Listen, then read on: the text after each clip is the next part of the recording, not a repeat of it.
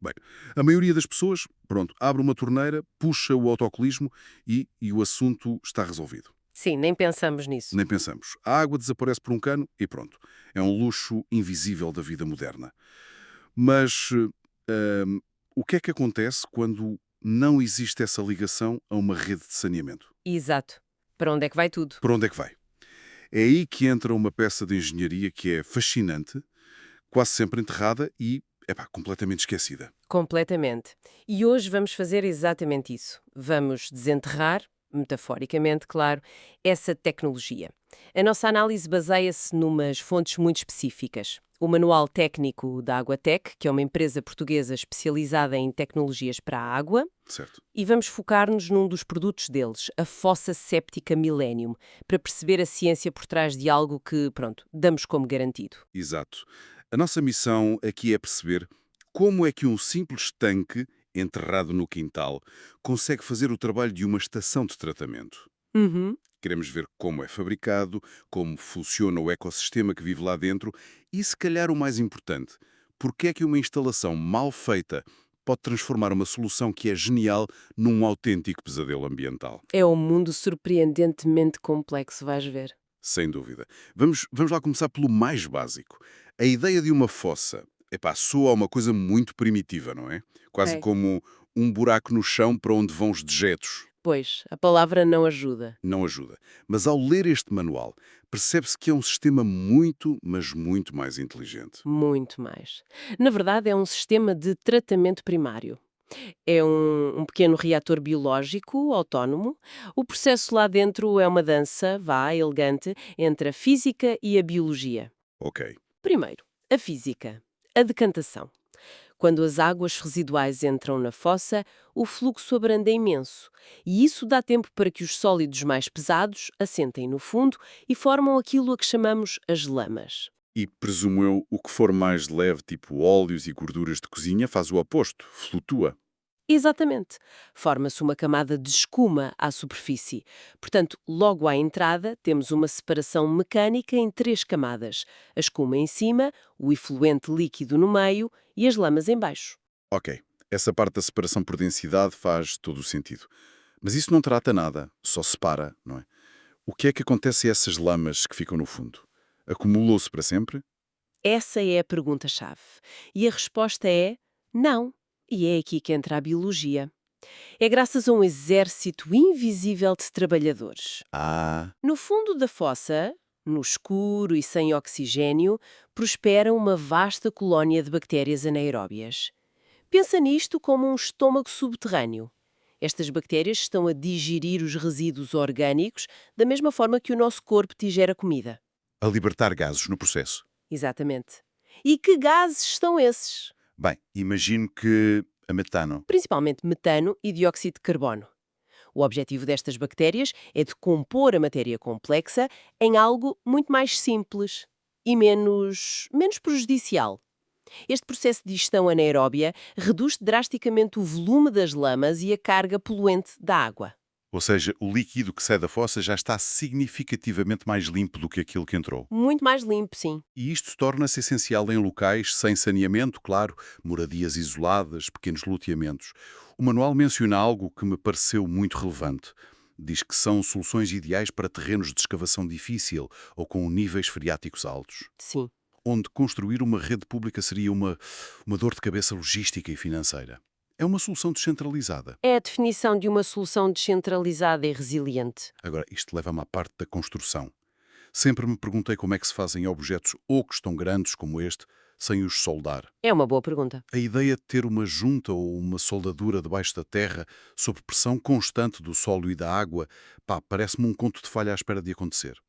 Como é que eles conseguem esta peça única e maciça? A resposta está num processo de fabrico muito engenhoso chamado rotomoldagem. E o Manual da Águatec tem um diagrama que o explica de forma muito clara. São 4 passos. Ok. Primeiro, o carregamento. Abre-se um molde metálico gigante com a forma exata da fossa e deita-se lá para dentro. A matéria-prima, que é polietileno em pó. Como se estivéssemos a deitar farinha numa forma para um bolo. É isso mesmo, a analogia é boa. Depois, a segunda fase, o aquecimento. O molde é fechado e entra num forno. Enquanto aquece, começa a rodar lentamente em 2 eixos, ao mesmo tempo. Em 2 eixos? Sim, imagina um globo a girar sobre si mesmo e, ao mesmo tempo, a dar cambalhotas. Ok, estou a perceber. O calor derrete o plástico e esta rotação constante faz com que o plástico líquido se espalhe e adira a todas as paredes internas do molde, criando uma camada. Uniforme, imagino. A força centrífuga e a gravidade encarregam-se de espalhar o material por todo o lado. Precisamente. A terceira fase é o arrefecimento. O molde sai do forno, mas continua a rodar enquanto é arrefecido com jatos de ar ou de água. E esta rotação contínua é crucial. Porque senão o plástico escorria todo para o fundo antes de solidificar. Certo. Exato. A peça ficaria com espessuras diferentes e pronto, inutilizável. E no fim, a desmoldagem. Abre-se o molde e sai uma fossa séptica novinha, em folha, oca, sem uma única emenda. Uma peça única. Perfeito. E isto responde à tua preocupação inicial. Sem juntas, não há pontos fracos inerentes que possam ceder à pressão ou criar fugas. É fascinante porque esta é a mesma tecnologia usada para fazer, tudo, desde caiaques e escorregas de parques infantis a depósitos de águas gigantes. A ideia é incrivelmente versátil. Sim. Mas o manual diz que o polietileno representa 90% deste mercado. Por que é que há esta preferência tão esmagadora? Bem, o fascinante aqui é mesmo a escolha do material. O polietileno tem uma combinação de propriedades que é quase perfeita para este trabalho. Como por exemplo, Primeiro, a estabilidade térmica. Ele aguenta muito tempo dentro do forno sem se degradar. Depois, a resistência. É extremamente resistente ao impacto, o que é ótimo para o transporte e para a instalação, e também a baixas temperaturas. E, claro, o custo é relativamente baixo. faz sentido. A Aquatec especifica ainda que usa polietileno de alta densidade, o PEHD, que é ainda mais robusto e resistente a ataques químicos. E é por isso que elas aguentam tanto. O facto de usarem este PEHD significa que são muito mais resistentes, não só aos químicos que vêm dos esgotos, mas a tudo o que o solo lhes possa fazer. E o design do produto final, a fossa Millennium, mostra que nada é ao acaso. Olhar para as imagens, vemos que o tanque tem umas ondulações, umas nervuras ao longo do corpo. Não parece que seja por razões estéticas. De maneira nenhuma. É o mesmo princípio de uma folha de papel. Lisa é fraca, mas se a dobrarmos em forma de acordeão, de repente consegue suportar peso. Para, claro. É a geometria a criar força a partir do mesmo material. Essas ondulações aumentam brutalmente a rigidez estrutural do tanque. São elas que lhe permitem resistir à enorme pressão do solo à volta sem se deformar ou colapsar. E depois há outro detalhe, um selo verde bem visível. Marcação CE, norma EN 125663. Durante muito tempo eu olhava para isto como uma formalidade, um autocolante burocrático. É um erro comum pensar isso. Mas pensando bem, o que isto realmente significa é que alguém, uma entidade independente, pegou num destes tanques, submeteu-o a testes de stress, encheu-o de água para ver se tinha fugas, verificou a eficiência do tratamento e disse, sim, isto é seguro e vai fazer o trabalho que promete. Exatamente, dá uma paz de espírito que um produto sem isto não daria. A norma EN 125663 é o padrão europeu para estas pequenas instalações de tratamento. Garante a estanquidade, a durabilidade, a eficácia. É a diferença entre comprar um produto certificado e uma caixa de plástico qualquer. Uhum. O manual também destaca outros detalhes, como uma guilhotina de segurança que fecha o fluxo para se poder limpar o filtro sem sujar tudo e tampas com fecho para segurança. Mostra um pensamento virado para o utilizador final e para o técnico de manutenção. E a variedade é enorme. A tabela de produtos mostra modelos desde 2.000 litros para umas 10 pessoas até um monstro de 70 mil litros para 350 pessoas. A escalabilidade é um dos pontos fortes, sem dúvida. A tecnologia adapta-se a uma moradia ou a um pequeno bairro. Sim, é isso. Isto leva-me a pensar numa coisa. Temos este produto de alta tecnologia, fabricado com precisão, certificado. Mas de que serve tudo isso se depois for mal instalado? Imagine que a instalação seja onde tudo pode correr terrivelmente mal. É o ponto mais crítico de todo o processo. Podemos ter a melhor fossa do mundo, mas se a instalação for mal feita, o fracasso é garantido. A regra de ouro, que os diagramas do manual ilustram de forma quase dramática com um certo e um errado, é o equilíbrio de pressões. O que queres dizer com isso? Equilíbrio de pressões. A fossa, apesar de grande, é relativamente leve quando está vazia.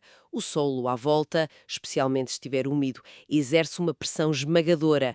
Se o instalador simplesmente colocar a fossa no buraco e começar a aterrar com terra à volta, A pressão do solo vai esmagá-la. como uma lata de refrigerante, é o que mostra a imagem com o X vermelho, o tanque todo deformado. Pois é. O procedimento correto, o do visto verde, é um processo simultâneo. À medida que se aterra por fora, enche-se a fossa com água por dentro. Ao mesmo tempo. Sim, coloca-se um terço de terra, enche-se um terço com água. Mais um terço de terra, mais um terço de água. Desta forma, a pressão interna da água está sempre a contrabalançar a pressão externa do solo. Mantém-se o equilíbrio. Faz todo o sentido. E o manual vai mais longe, adaptando as regras ao tipo de solo, o que é crucial. Sim, e isso é fundamental. Para um terreno seco e estável, recomendam aterrar com areia misturada com um pouco de cimento para criar uma cama estável. Mas o cenário muda completamente se o terreno for argiloso ou tiver água. Aí as regras apertam. O manual fala em duplicar a quantidade de cimento na areia e, em casos de nível freático alto, usar uma laje de betão no fundo e ancoragens. O que são essas ancoragens? São basicamente cintas que passam por cima da fossa e aprendem firmemente à laje de betão no fundo. Isto é para combater a força de impulsão. A força de impulsão. Sim, uma fossa vazia ou semivazia, num solo saturado de água, comporta-se exatamente como uma bola de praia que tentamos empurrar para o fundo de uma piscina. Ela quer vir à superfície. A força da água a empurrá-la para cima é brutal. Exatamente a mesma física. Sem essas ancoragens, a fossa pode literalmente ser expulsa do solo, subindo à superfície e destruindo toda a instalação. Epá! Isto mostra que o instalador tem de ser um bom diagnosticador. Tem de olhar para o terreno, perceber a drenagem, a composição do solo e planear a instalação de acordo. Não há um trabalho para amadores. E depois há o cenário de instalar a fossa mais fundo ou debaixo de um local com trânsito, como a entrada de uma garagem. A solução passa por uma laje de betão por cima. Mas há uma regra que me pareceu muito contraintuitiva. E qual foi?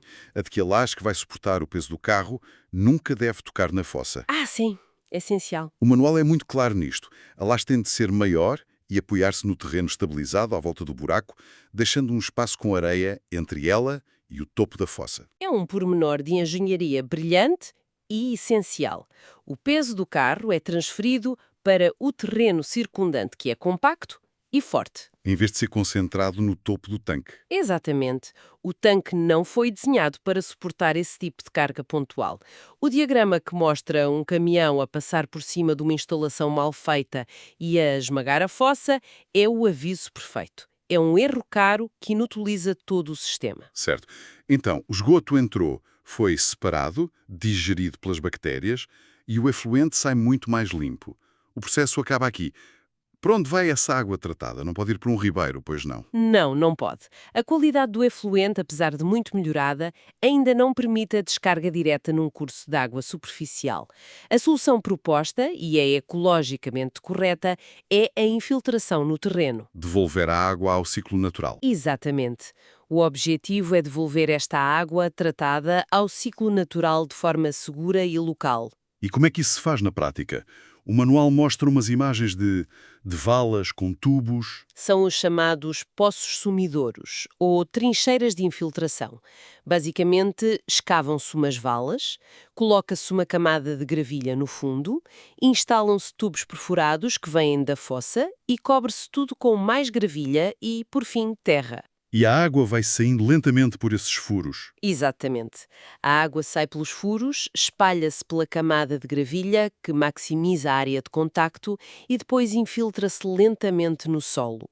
O próprio solo funciona como um filtro biológico final, onde outros micro-organismos e processos físicos removem os nutrientes restantes. Portanto, o ciclo da água fecha-se ali mesmo, no local. Sim, a água que foi usada na casa é tratada e devolvida de forma segura ao aquífero que alimenta a zona. É um sistema notavelmente autossuficiente. Portanto, depois de mergulhar neste manual, a imagem que fica é que uma fossa séptica é muito mais do que um contentor. Muito mais. É um microecossistema a trabalhar para nós, É um produto de engenharia de materiais pensado ao pormenor e a sua vida depende de um projeto de engenharia civil bem executado. É uma solução completa, autónoma, para uma das nossas necessidades mais básicas. Sem dúvida. E se pensarmos nisto numa escala maior, a citação de Carl Sagan, que é a Água-Tech inclui no seu documento, faz todo o sentido. Gostemos ou não, por enquanto a Terra é o único lugar onde podemos viver. Hum. Sistemas como este, quando bem projetados, fabricados e, crucialmente, bem instalados, são uma parte pequena, mas vital da nossa responsabilidade de cuidar deste pálido ponto azul. Provam que é possível gerir os nossos resíduos de forma inteligente, mesmo onde as grandes infraestruturas centralizadas não chegam.